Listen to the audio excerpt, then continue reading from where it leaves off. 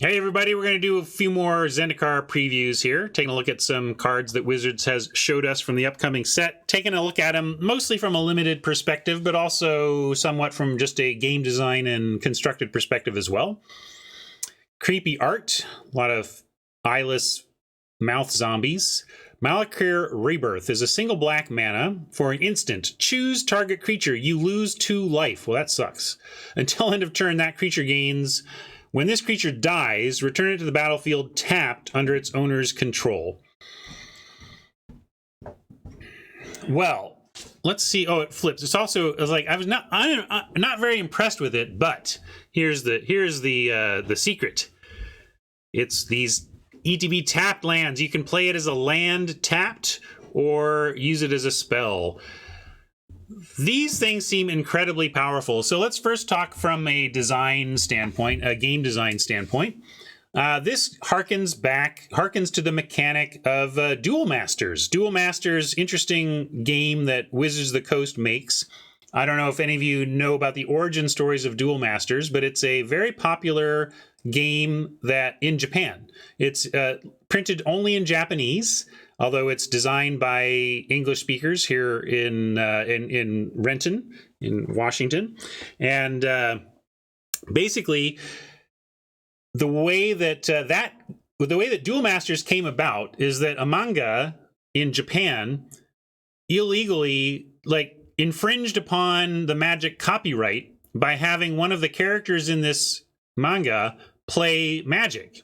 And they got a cease and desist. You can't have Magic in your comic, but somehow they worked it out to make their own card game. So basically, Duel Masters was a replacement for this card game in this Japanese comic, and it became a game that Wizards then went on to make. And so basically, Duel Masters was like, can we make a Magic light game? Can we make a Magic game that is for a younger audience and is a little simpler? And one of the ways they made it simpler is that in Duel Masters, every single card is a land spell. You choose whether you want to play it as a land or you choose whether you want to hold it and cast it as a spell. The reason that's better for younger / less experienced players is from the deck building. You all know how persnickety mana is, right? And the right balance in a deck. How many spells? How many lands? Duel Master says, let's take that out of the kids' hands and make it so that they can add and remove.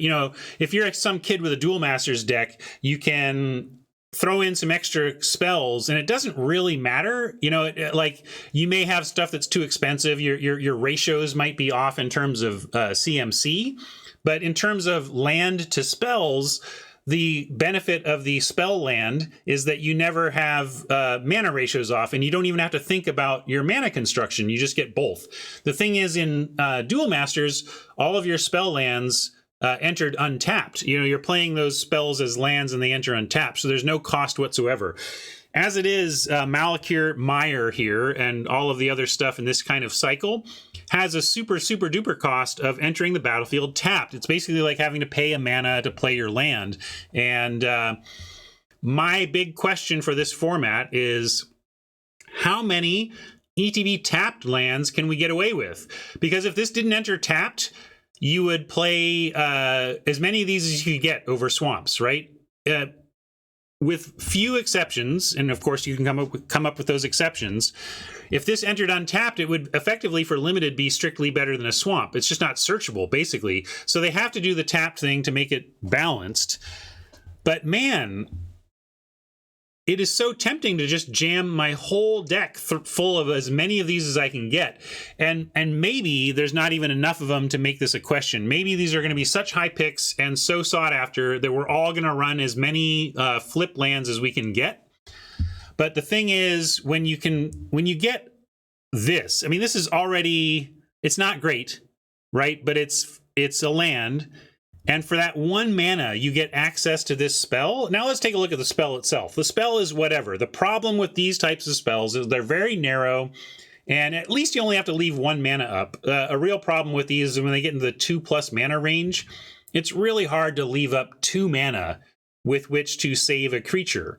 In this case, though, for 1 mana, once you've, if you're flooding and you draw this instead of a swamp, you're going to be happy. At least you have something you can do. At least at some point you can try and get some value out of it. So I think these spell lands are incredibly powerful. I think you're going to run... So again, my question is how many? My default in a mid-range style deck, I think in aggro, these are going to be much worse in aggro because this is a much bigger penalty in aggro. In aggro, you're trying to curve out. But if you are mid-range or control, I think you're going to want up to 6+ of these. So at uncommon probably means it's just not going to be an issue. Probably means we're going to take them highly and run every one of them that we can get. But much like dual lands, we're in the middle of an event where we were drafting Gates. We're playing some Ravnica Allegiance here. And it was really tough. There came a point where Gates were correct for us to take because of synergies, but it was really tough to pass real spells. Malakir Rebirth is not a super great spell. So it's going to be tough to take it over a super great spell, but the value of having this split is pretty incredible. So I'm high on these flip lands, these double-faced lands. I think we're going to take them highly and play every single one of them that we can get. I like the memorials maybe a little better in that lands that have spells in them are pretty great because they kind of are this package all at once. So that's a good comparison point. But I took the memorials very highly too, right? But they seem memorial. Maybe they're, yeah. Let me think about that comparison a little more, and we'll talk about it as the time goes. But it's a very excellent point to call out the memorials, which are also spell lands, but that you can kind of get both sides of. So. Interesting. I'm going to take a look at some comments here before I move on to another card. Yeah, deserts in terms of their pick order, says Surian.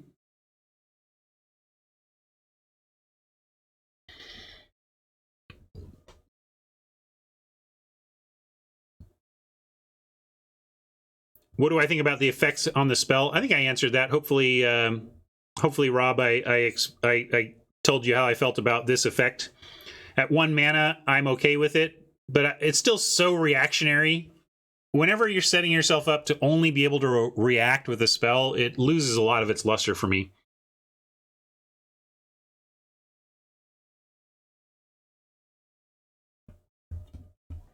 So, Robert, let's explore why you are saying they're better than Memorial and Deserts.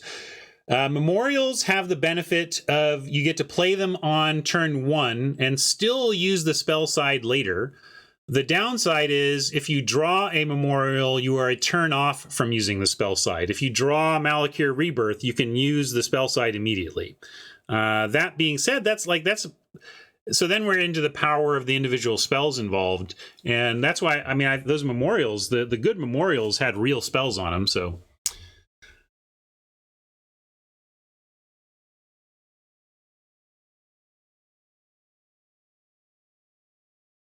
Yeah, I think that's a very interesting comparison point, though. The Memorial's good call on that.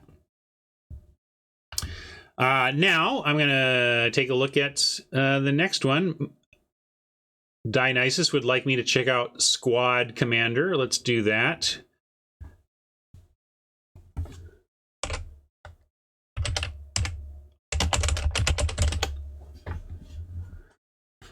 Squad Commander is 3 and a white rare for a 3/3 creature core warrior. So we're starting with Hill Giant. Let's see what they do to make this rare. When Squad Commander enters the battlefield, create a 1/1 white core warrior creature token for each creature in your party.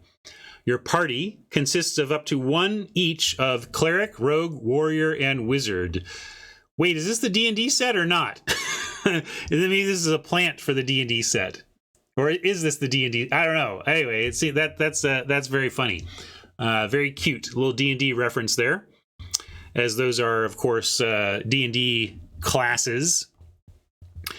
At the beginning of, and so first we now get 4 power and 4 toughness because we got a warrior. So at least you get the four power, 4 toughness. At the beginning of combat on your turn, if you have a full party, which presumes one of each, creatures you control get +1/+0 and gain indestructible until end of turn. Well, this seems super powerful if you can get your squad assembled, right? Giving everything. I mean, let's best case scenario mentality. Well, let's best case scenario for it, not for the mentality, but to understand the best case scenario. So the best case scenario is we play this while we already have a cleric, a rogue, and a wizard, and this drops and gives us a 3/3 and 4 1/1s. That then on our turn become 2/1 indestructibles. This becomes a 4/3 indestructible, and our other 3 creatures also become, so the best case scenario is pretty nuts. You have to be somehow behind and like losing in the air or something, or else you're just going to win the game if you do that.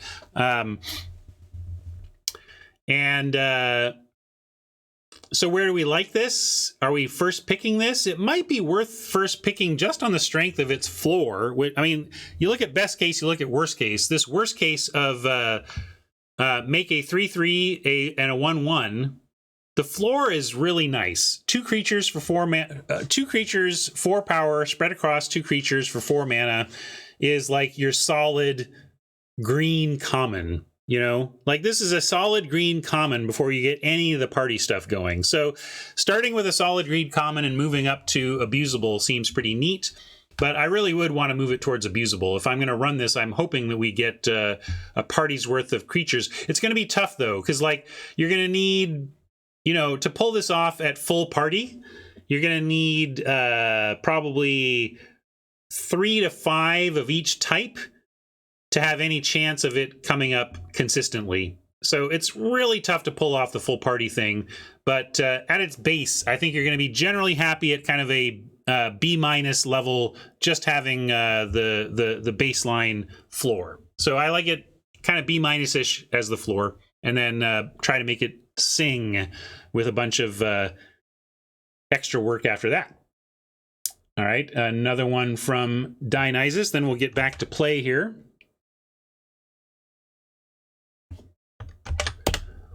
Dionysus wants to hear about Moraug, Fury of Akum.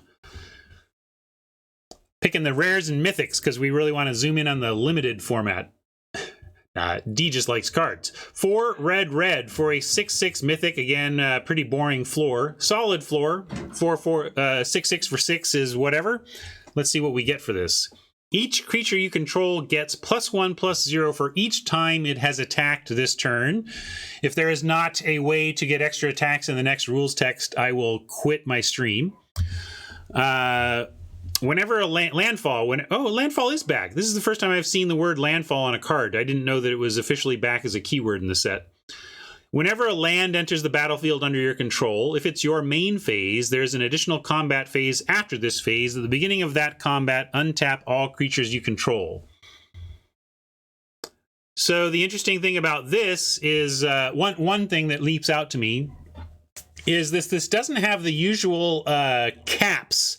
Lots of times, lots of cards that allow you to attack an extra time really want you to only attack. They only let you do it once. There's like the wording of it says only once, and in a sense you'd think landfall would be like that as well, but imagine this first of all with like even an evolving wilds. So I have this in play. I untap, I play an evolving wilds, boom, a land has entered the battlefield under my control. It's my main phase, therefore there's an additional combat phase after. And then so I do it, boom, and then we untap all of our creatures. I am now in a main phase, so now I crack the fetch land, I crack the evolving wilds, boom, landfall happens again, and I get another free attack. Then turns out I have a spell in hand that's rampant growth. It's fetch land from my deck and put it onto the battlefield tapped. Boom, I cast that. Boom, landfall. Again, we do it again.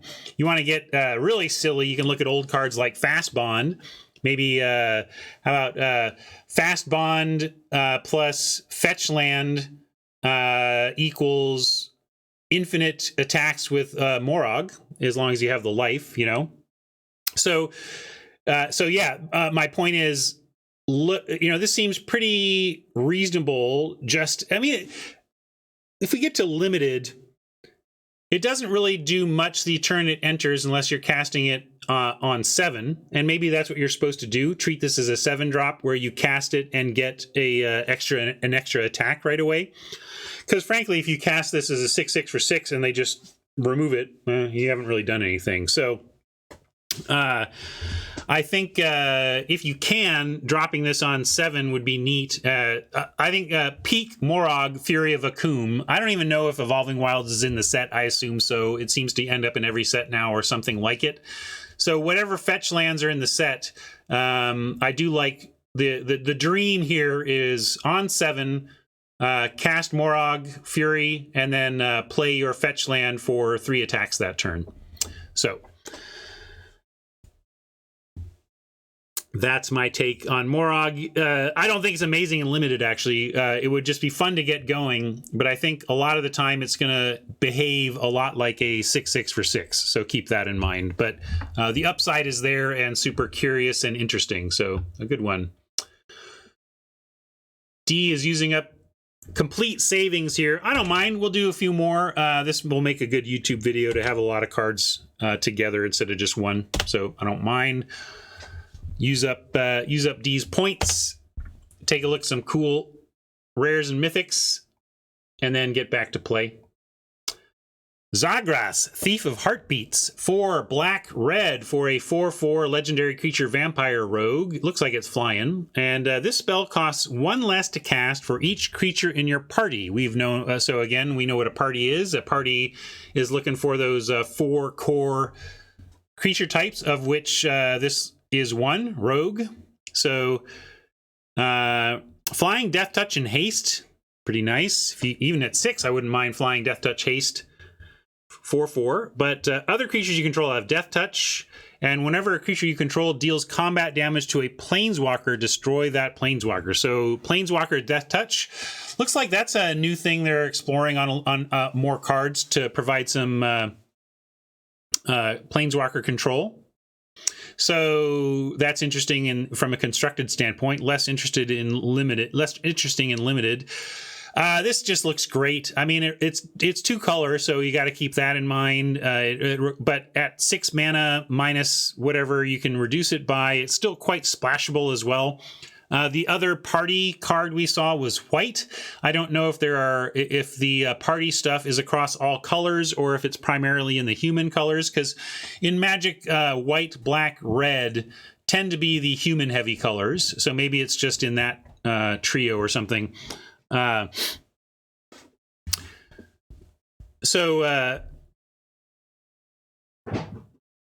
I don't even care how fast you get it going. Obviously, if you can party it, great. But I'm going to run this as a 6 mana 4/4 flying Death Touch Haste that has all that other stuff going on. Other creatures you control have Death Touch. I think that's good enough as is. I'll take whatever cost reduction I can get for the party stuff, but it seems extra. Although honestly, just like even 1, right? Like this reads incredibly powerful as a 5 mana creature and just okay as a 6 mana, which is just the nature of mana. The jump from 5 to 6 is pretty big. And man, if you can get this out on 4, if there's like a 2-drop cleric and a 3-drop warrior and you 4-drop Zagras, you're gonna win. That's gonna be a game-winning type of thing there. Art's pretty cool. I'm numb to how incredible Magic art is these days. Anna Steinbauer, you have made an excellent piece of art that looks like as good as all the other Magic art I see. Magic art is so good these days, it's pretty incredible. Secondary in green, yeah, that makes sense. Green just feels the least D&D in terms of an adventuring party, right? All right, that was fun. Thanks for hanging out, YouTube friends, for a little bit of exploration of Zendikar cards. I hope you enjoyed that, and we'll maybe take a look at a couple more before the week is out. See ya.